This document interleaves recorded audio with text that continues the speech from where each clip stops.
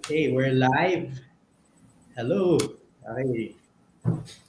Good afternoon, everyone. Medyo maaga tayo by 3 minutes, but we want to make sure na nandito yung mga tao. So we'll give 3 minutes for people to start watching us. Okay. So welcome this afternoon to Like Koto. Yeah. Like Koto, our weekly show to talk to the laity of the Philippines. Okay. Just share ko lang yung link natin so that people can watch us as well. We have a very exciting show today. Naaks, parang talk show talaga.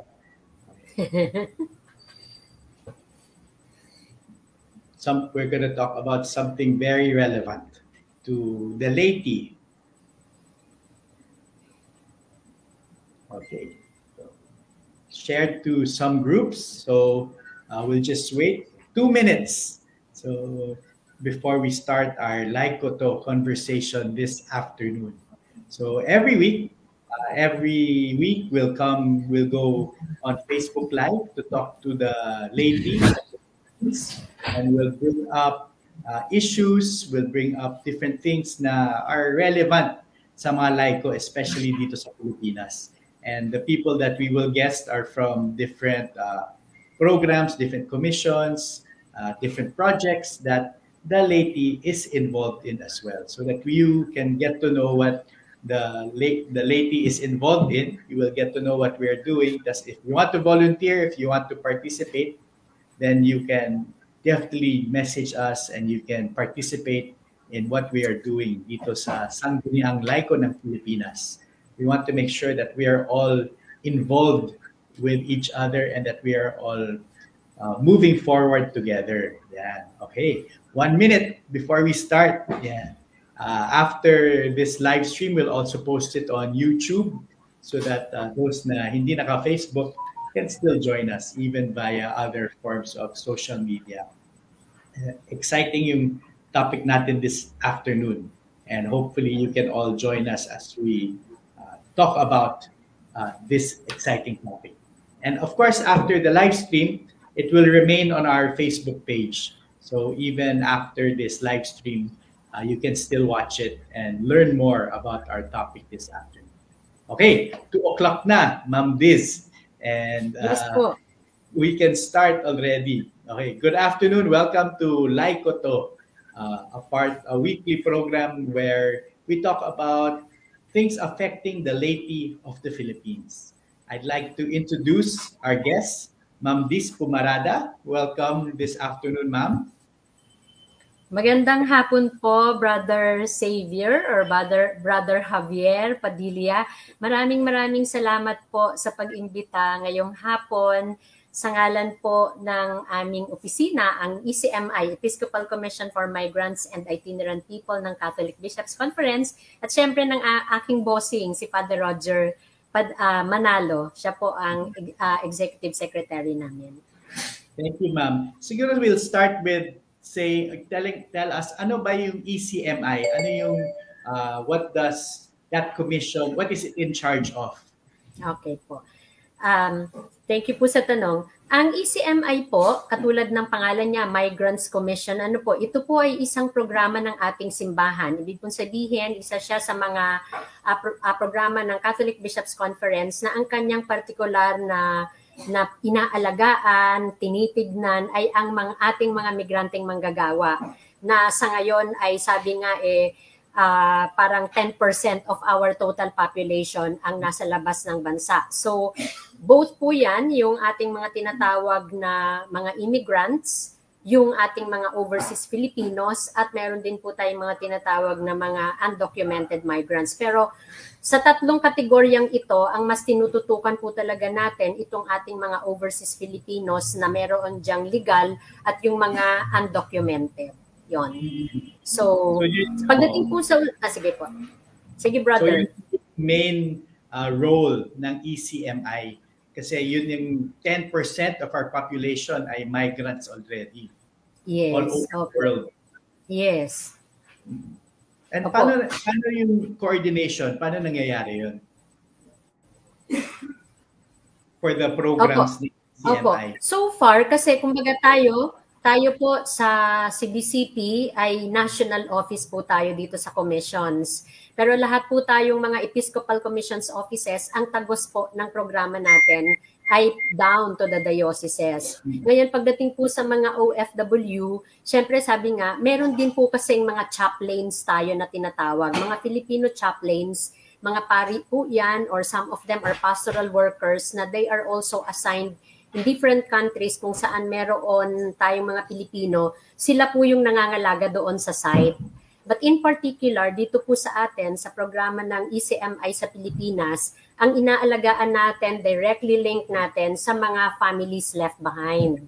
Kaya kung baga po, sa level po ng mga dioceses, parang talaga tayo nag-advocate and naglalabi tayo sa ating mga mahal na obispo na lalo na doon po sa mga probinsya na napakalalaki ng bilang ng mga OFW, kumbaga sending province na tinatawag. Kasi ang Philippines is considered as sending country in terms of OFWs. So meron din po tayong mga tinatawag na mga sending provinces. And actually wala ka na nga halos mapili kasi lalo na yung mga main cities po, talagang yan makikita natin sa profiling, nandoon nang gagaling yung ating mga OFW. So, ganun po yung parang pagdating sa dioceses, ay kay bishop, lalabi tayo na sana magkaroon ng migrants director. Kasi di ba po katulad ng ibang mga commissions, meron tayong social action director, meron tayong family and life director. So, sa bahagi namin, gusto po natin na matutukan talaga ito sa diocesan level. Tapos, nandoon po yung pag-organize ng mga migrant families. Kasi sabi nga natin, yung mga program natin na parang one time, big time, parang hindi na siya effective. Yeah. Ang mahalaga po sa amin ngayon is talagang makapag-create po tayo ng isang istruktura sa level ng diocese na tutok po siya talaga dito sa mga needs and cries ng ating mga migrant families. So, yun po. Okay. Very interesting yan. Sa mga viewers natin, if may mga questions kayo, pwede kayo mag-comment. And then, if may time pa mamaya, you can also ask your questions. That's important yung migrants desk and important talaga yung commission na yan because of the fact that there's still human trafficking until now. Yes. Paano nangyayari yun ngayon? Especially na may social media na dapat mas madali na to pinpoint what is happening.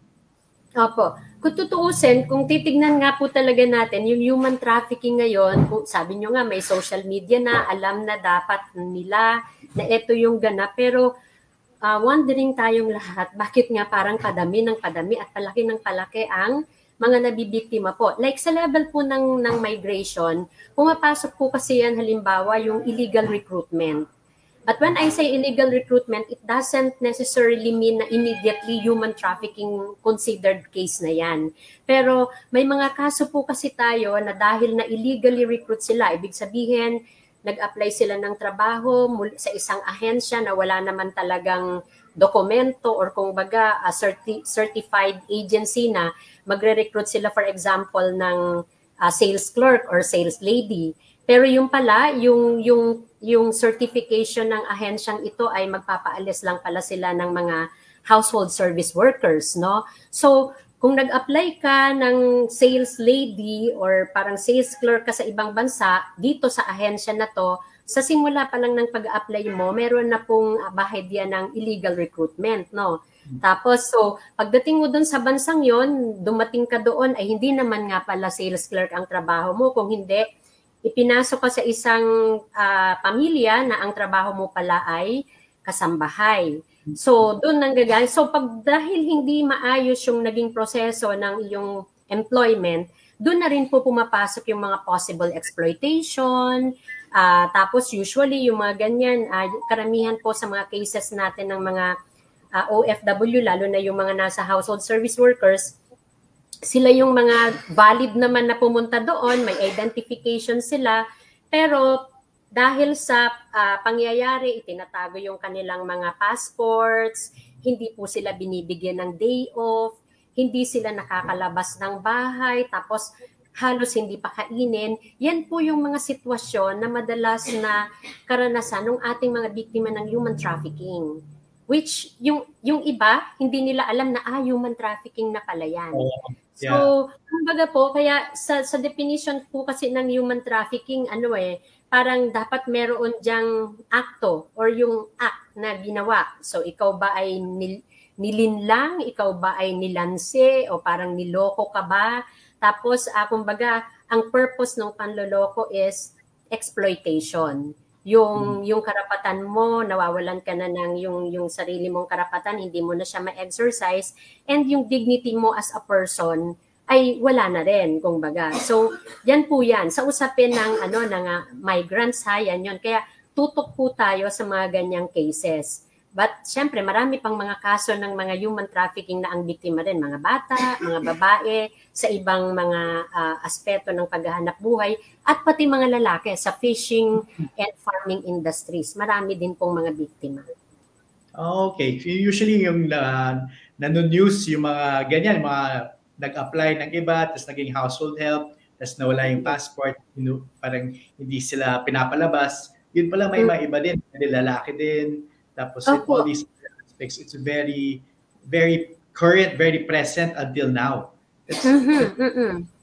At lalo na po yung tinatawag nating online sexual exploitation. Yun po yung medyo nakakalungkot kasi yung online sexual exploitation, ang madalas po talagang nabibiktima dyan ay mga bata.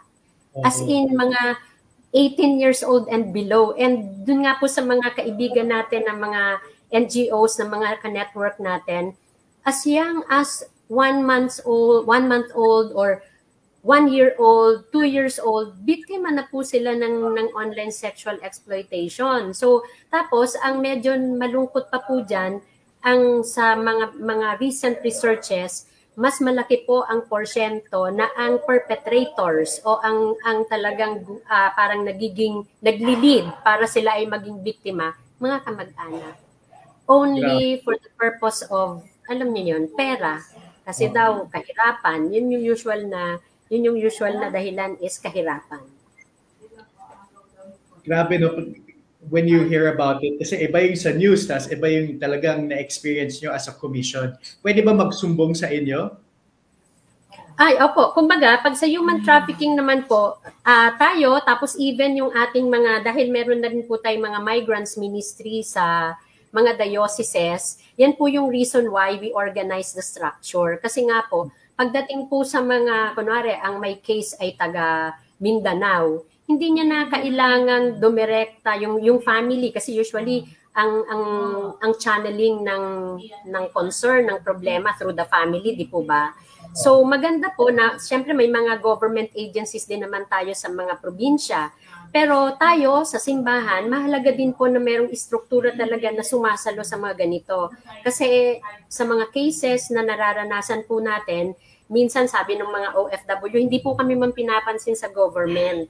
So, gano'n naman po talaga. Pag meron kang organized group, sabi nga, nasa lakas ng organisasyon, yung ating mas nakukuha natin yung mga gusto nating makamit in terms of justice, in terms of resolution ng ating mga problem. So, dyan po namin nakikita yung halaga. So, if there will be any concern or any problem, kahit po doon sa site mismo, sa ating mga simbahan, pwede po naman din silang magpaabot ng kanilang mga karanasan dahil may mga organizations din po sa mga simbahan natin doon sa ibang bansa na they could also channel all the issues and concerns nila, lalo na yung mga complaints.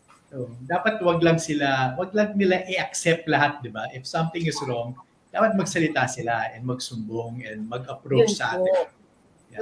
Yung ma-empower talaga sila na, and even before, yun po yung na-ensure natin na sana, bago pa sila umalis, alam na po nila kung ano yung mga do's and don'ts, di ba? So yan po yung natin, yan po yung mas binibigyan nating diin, lalo na pag nagbibigay po tayo ng mga education information po sa dioceses at saka po sa mga parishes. Yeah, maganda yan. So it's something na pwede i-offer sa mga dioceses, mga parishes, na to be aware din na hindi lang kasi gusto mong lumabas ng bansa or mag-abroad, may mga risks din na mangyayari. So that's good to know na may ganong seminar. Opo. Okay. May isang, viewing and listening with your discussion from Flamely. Okay. Thank you for watching us. Tony Laveria. All right. Okay. So, hindi lang pwede isang commission lang yan to work for it, di ba? Yes. So actually yun yung title ng show natin tonight, Sikat Ka Ba? Parang we want to show na it's not only something that should be kept secret, pero dapat alam ng lahat, dapat maging sikat yung issue na to. And sikat is also the name of the cluster. CBCP Cluster Against Human Trafficking. Sino mga kasama dito? Okay. Yung CBCP Cluster Against Human Trafficking po, nagsimula po yan na binigyan ng mandato ng ating pamunuan ng CBCP noong 2016. Una po, 4 na commissions lang yan. Migrants, women, social action, at saka po ang youth. Because ito po yung mga particular na mga commissions na talagang yung human trafficking ay napakalaki in terms of sectors, di ba po? Or yung mismong pinakagrupo. So, ang sabi po ng CBCP noong 2016, palakasin natin ang response ng simbahan. Ito rin po siguro yung tugon na ng ating Philippine Catholic Church dun po sa hamon at panawagan po ng ating mahal na Santo Papa, si Pope Francis, na sabi ko nga siya yung pinakamalakas na advocate laban talaga sa human trafficking. Kasi madalas niyang sinasabi na ang human trafficking ay, kumbaga yan ay sugat sa ating lipunan, no? At sa ating pagkatao. And ang panawagan niya sa atin bilang mga mananampalataya, wag nating talikuran ang issue. Dahil ang pinag-uusapan dito, yung dignidad ng buhay ng isang tao. So, noong 2016 po, binuo ang sikat, ang mandato niyang una, palakasin. Kasi itong mga commissions na to may kanya-kanya ng program na tumatagos sa mga dioceses. Pero yung typical nga na kanya-kanyang program, kanya-kanyang buwelo.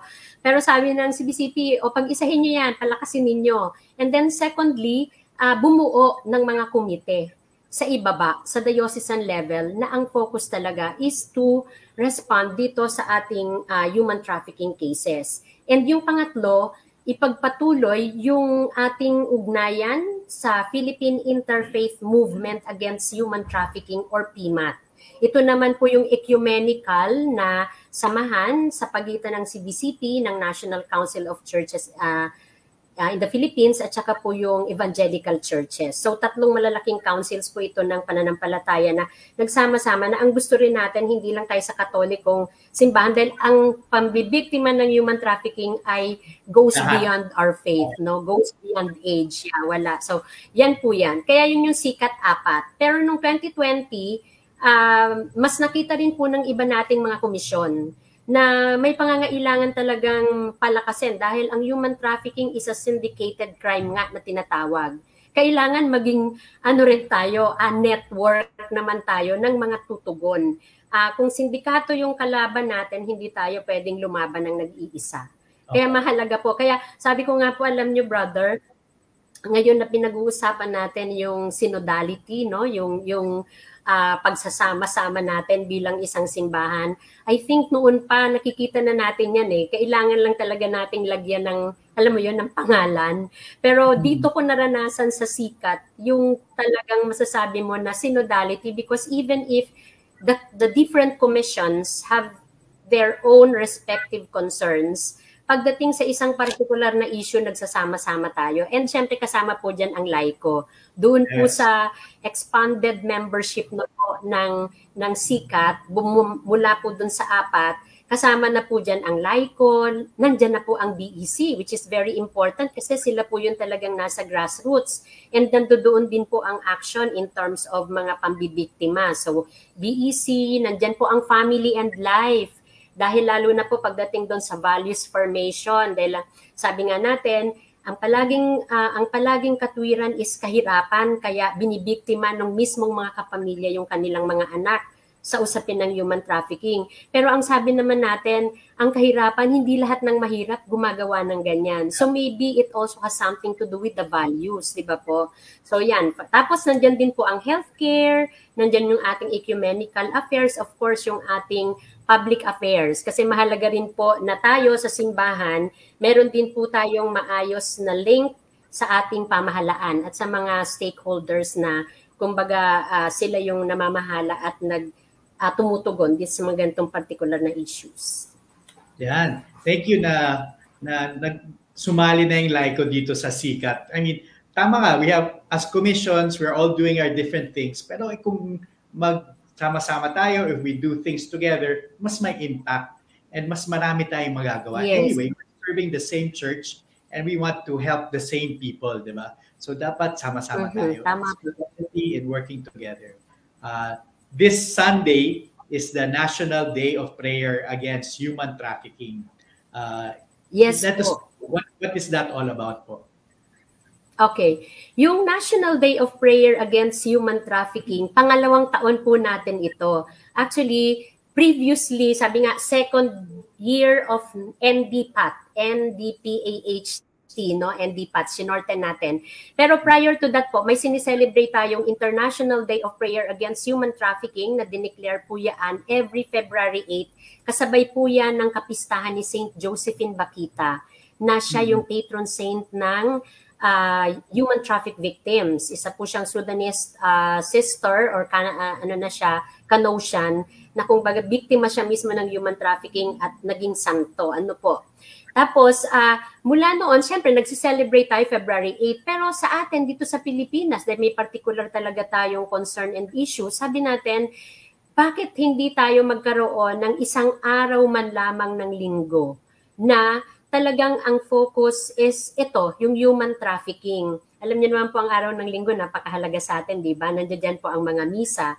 So, kaya po ang ating mga bishops, napaka-receptive naman nila doon sa panawagan natin na oo nga naman, bakit hindi natin gamitin yung ating mga misa, yung ating mga homilies, dito sa pagpapalaganap ng kaalaman, mainstreaming the issue of human trafficking, lalong-lalo na po sa ating mga parishes. Ano po? So, yun po yung kagandahan nitong araw na to ng Sunday. So, every second Sunday, every first Sunday of February, diniklara po yan ng CBCP last year sa kanilang biannual plenary council meeting na maging yearly event na po ito. So, we are celebrating our second year of NDPAT. Mainly to mainstream the issue of human trafficking. Mas maraming tao ang nakakaalam ano itong issue na to, ano itong krimen na ito. At secondly, sama-sama, magdasal tayo, pagdasalan natin yung ating mga intentions, yung ating mga responses. And then thirdly, action. Kasi hindi lang naman po yan, kumbaga parang naiiwan sa pagdarasal. Mahalaga na pag nagdasal tayo at nag-usap-usap tayo bilang magkakasama sa paglalakbay na to, mahalaga po na may mga konkreto tayong actions na ginagawa. Para naman talaga, una, labanan or yung prevention. Pangalawa, makapagbigay tayo ng mga proteksyon na po pwedeng gawin natin bilang simbahan. So, yan po yan. And then, thirdly, kumbaga po, hindi natin nakakalimutan na bilang simbahan, ito yung kaibahan natin na sa lahat ng ginagawa natin, sinasamahan natin siya ng pagdarasal. Yes. So dapat, this Sunday, since National Day of Prayer, dapat ginagawa sa parish nyo. So kung... Yes. So dapat i-remind natin ang parish priest natin na today is the National Day of Prayer Against Human Trafficking. Dapat include nyo sa mga homily nyo and to inform the lay faithful na this is a very important and special day. Yes, tama po yan, brother. And in fact, meron po tayong mga dioceses na they will be celebrating their NDPAT. Itong ano na to, particularly po sa Luzon, ang highlight of event po talaga ay nasa Lipa. No, sa Archdiocese of Lipa, meron po sila doong malaking celebration. And then, iba-iba pong mga dioceses ang nag-commit din na mag-celebrate, like sa Mindanao, ang alam kong isa, ang Ipil. No? Ang Diocese ng Ipil, they will be having their own celebration para ngayong NDPAT. And then, meron din po tayo sa part ng Visayas, I think ang Borongan, they will be having their celebration, and all others. Yun nga lang. Pero tayo po ay nagpadala na rin ng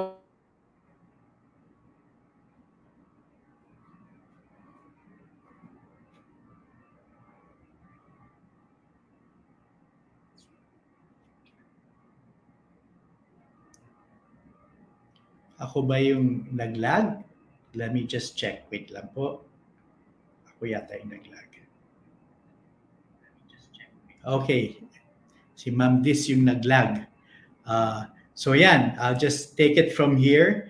On Sunday nga, National Day of Prayer Against Human Trafficking in the different parishes and dioceses. So may isang malaking celebration in Lipa. So if taga Batangas kayo, if taga Lipa kayo, you can go to that National Day of Prayer celebration there in Lipa. So siguro go to the CBCP. Ayan, wait, she's back. Ayan. Yan. So saan nila makukuha yung information sa mga celebration yan? Diyan sa ECMI Facebook page, nandiyan ba sila? Let's say yung sa Lipa and all these other places. I-post po namin doon sa ECMI sa Facebook page po ng ECMI yung mga celebrations po sa diocese. At i-share din ng brother, page. Yes. Yeah. Gusto kong i-mention na tayo naman dito sa NCR, particularly sa at least ang natin is makapag-celebrate din tayo. Meron po tayong hinahanda dito sa EDSA Shrine. Magkakaroon po tayo dyan ng isang celebration may celebration po tayo ng misa sa alas 12 ng tanghali and pagkatapos po niyan, dyan po sa misa na yan ay bibigyan natin ng halaga itong focus natin kasi ang theme po natin ngayon ay Listen, Dream, Act. Yan. So hinahamon tayo dito sa tema natin ngayon ng celebration natin ng NDPAT na makinig tayo, pakinggan natin yung iyak, yung iyak ng ating mga kababayan na nakakaranas ng human trafficking ng mga pang-aabuso.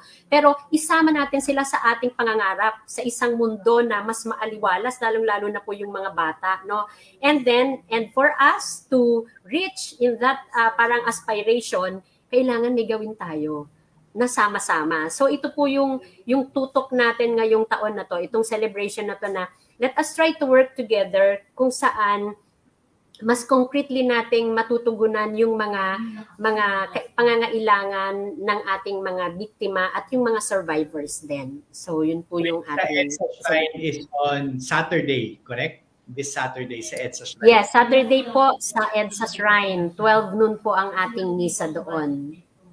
So kita-kita tayo doon. Nandun ako this Saturday, 12 o'clock, EDSA Shrine. Let's celebrate and let's know more about human trafficking and what we can do to combat it. Isang comment ulit dito. Such topic must also be inserted sa evangelization or catechesis ng mga adults and young people under morality. Minsan hindi natatakol pero may mga cases of exploitation sa young people who engage in LDR. Tapos yung iba ay naging victim na ng online sexual abuse na. Totoo yan. Sabi ko naman yan kanina. Opo, tama po yan, brother. Actually, kami halimbawa po sa parokya namin, kasi other than ako po ay nandito sa CBCP, sa opisina, ako po ay active sa aming parokya, sa Migrants Ministry. Meron po kaming mga ginagawang ino-organize na mga seminars na talaga pong pagpapaalam ng mga nitty-gritty ng paano nangyayari ang online sexual exploitation and paano po yung mga kaalaman ng mga kabataan para makaiwas din talaga sila sa mga ganitong klaseng exploitation. And I think tama din po si brother or sister na nag-comment na mahalagang nakasama po yan sa ating mga katisismo. In fact, ang ating Episcopal Commission on Catholic Education, kasama po natin siya sa SICAT. Sa 14 members ng SICAT dahil yan po talaga ay nakikita natin na ang catechism is very important in terms of all the issues that is happening within our midst, na dyan natin samantalahin yung ating mga capture audience pagdating sa katekismo. Thank you po sa nag-comment. Yan, thank you ma'am for your time this afternoon. Ayan, so sa Sunday, National Day of Prayer Against Human Trafficking. And may mga celebration din in different provinces. So get to know sa diocese nyo, sa parish nyo, if you have a celebration, please join. And if you are from NCR, sa Sabado, this Saturday, sa EDSA Shrine tayo. 12 o'clock, nakita tayo doon to celebrate, to have a mass and to celebrate also our National Day our prayer against human trafficking. Thank you, ma'am, for your time this afternoon. Thank you sa... Maraming salamat, Brother Xavier. Maraming salamat po sa pagkakataon and more success dito sa inyo pong online program. Thank you very much Thank po. you. Thank you po and see you this Saturday. God bless po and yes, thank see you po. for... Bye-bye. Bye. Bye-bye.